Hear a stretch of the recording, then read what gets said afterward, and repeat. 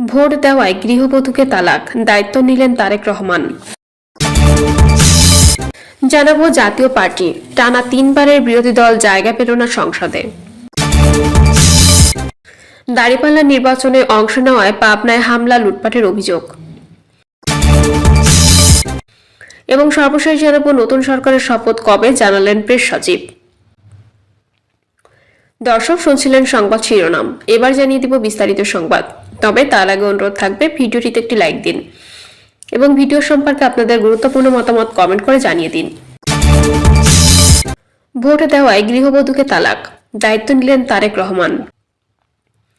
স্বামীর নিষেধ উপেক্ষা করে ত্রয়োদশ জাতীয় সংসদ নির্বাচনে ভোট দেওয়ায় তালাকপ্রাপ্ত ফেনীর গৃহবধূ বিবি জহুরার দায়িত্ব নিয়েছেন বিএনপি চেয়ারম্যান তারেক রহমান। জহুরার সংসার পরিচালনা, সন্তানদের ভরণ পোষণ ও পড়ালেখার দায়িত্ব নিয়েছে বিএনপি। এছাড়া তার সংসার পুনঃস্থাপনে এলাকাবাসীর সহযোগিতা চাওয়া হয়েছে। আমরা বিএনপি পরিবারের প্রতিনিধি দলের নেতৃত্ব দেন সদস্য সচিব কৃষিবিদ মুকসেদুল মুমিন মিথুন। তিনি জানান, তারেক রহমানের নির্দেশে ঢাকা থেকে আমরা এসেছি। জহুরার হাতে নগদ অর্থ তুলে দিয়ে তিনি জানান, প্রতি মাসে তার কাছে অর্থ পৌঁছে দেওয়া হবে। দ্রুততম সময়ের মধ্যে জহুরার জন্য ঘর তৈরি করে দেওয়া হবে বলেও তিনি জানান। নিষেধ অমান্য করে ভোট দেওয়ায় ফেনী সদর উপজেলার ধর্মপুর ইউনিয়নের ৯ নম্বর ওয়ার্ড স্বেচ্ছাসেবক লীগের সভাপতি ও ধর্মপুর বাসতলা এলাকার বাসিন্দা ইসমাইল হোসেন কাউসার তার স্ত্রী বিবি জহুরাকে তালাক দেন। এ খবরে স্থানীয় লোকজন কাউসারকে মারধর করে আটকে রাখে। কাউসার ওই এলাকার ইউসুফ হাজারির ছেলে। কাউসারের মা শরীফা খাতুন জানান, তার ছেলে যে অপরাধ করেছে তার জন্য শাস্তি পেতে হবে। কাউসার ঘরে ফিরতে চাইলে জহুরাকে স্ত্রীর মর্যাদা ফিরতে হবে। কাউসার ও জহুরা দম্পতির ঘরে আব্দুল হালিম শুভ, সাবিনা আফরিন, ইভানা, ইসরাত জাহান, ইসমাত নামে 3 সন্তান রয়েছে। জাতীয় পার্টি, টানা 3বারের বিরোধী দল জায়গা পেল না সংসদে। আগের 3 সংসদে যেভাবেই হোক বিরোধী দল ছিল জাতীয় পার্টি।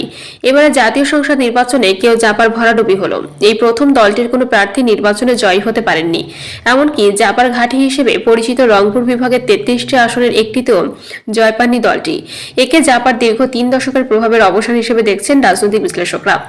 জাতীয় সংসদগুলোর ফল বিশ্লেষণে জাপার ধারাবাহিক পতনের চিত্র উঠে আসে। 2014 সালে দলটি 34টি, 2018 সালে 22টি এবং 2024 সালে মাত্র 11টি আসন পায়, যা ছিল ইতিহাসের সর্বনিম্ন। ভোটের হারও ক্রমান্বয়ে কমে যায়, 3% নেমে আসে। এবারের নির্বাচনে জাপা 200 আসনে প্রার্থী দিয়ে একটিতেও জয়ী হতে পারেনি।